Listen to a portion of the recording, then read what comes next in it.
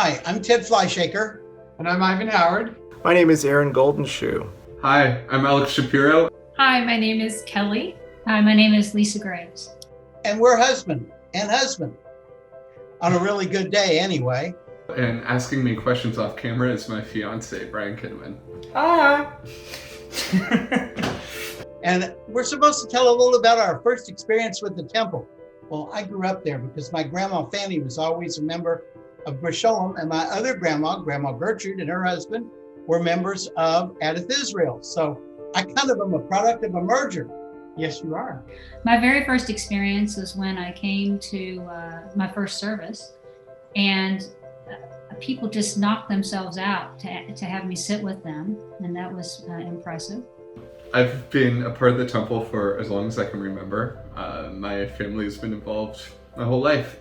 When I began attending services at the temple, I was so impressed by the warmth and hospitality the temple community offers. All of the rabbis embraced me and encouraged me to continue my seeking and my searching in Judaism. Of course, Lisa is Jewish and I'm not, but like I've said many times, is that it's my spiritual family there at the temple, and they just welcomed me just as much as they welcomed her. Your father brought me there the first time and introduced me to Judaism in a temple, which I'd never experienced before, and that started me down the road to conversion. Seems to have worked out, huh? As time went on, my relationship with Rabbi David and the other rabbis deepened my faith and deepened my experience of what it means to be a person who is committed to Tikkun Olam, a person who celebrates community, and I'm so very grateful for that. And the first memory that I really clearly have was graduating from kindergarten at the religious school, and they gave us those little paper plastic Torah scrolls, and I used to, really ironically thinking about it now, read them in the closet, trying to follow along and understand the stories. Nobody knew I was gay. It was not really an issue, but people were just so overwhelmingly friendly there, and that was my first experience.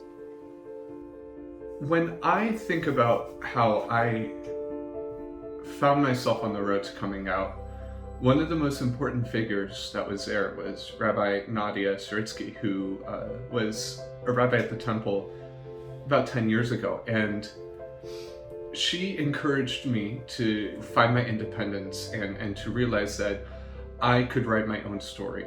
And through that action, I found who I was, and I found that I was queer and I was Jewish, and I was proud of both of those things.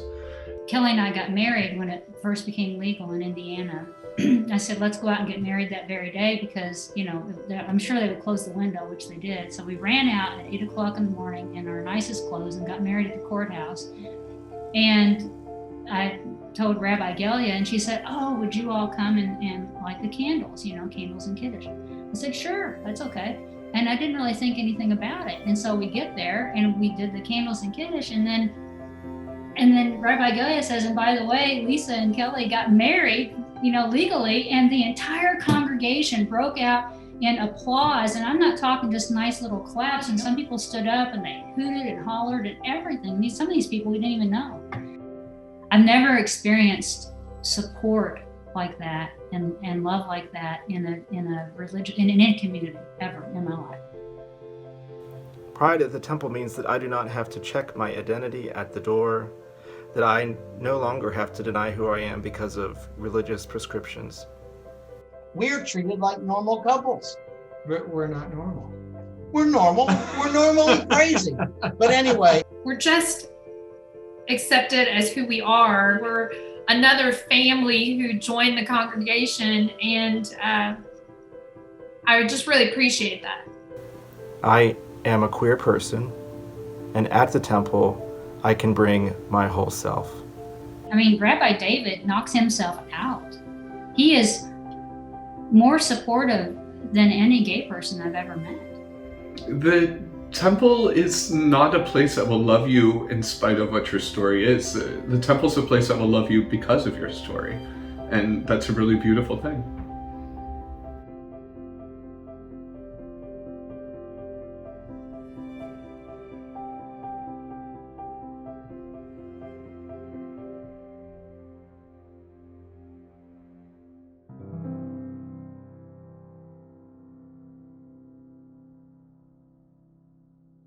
the Pride Parade being marching with the Torah around Yeah. around there. The first time I did that, I was cracking up seriously because I just thought, this is really kind of funny and a little bit uncomfortable.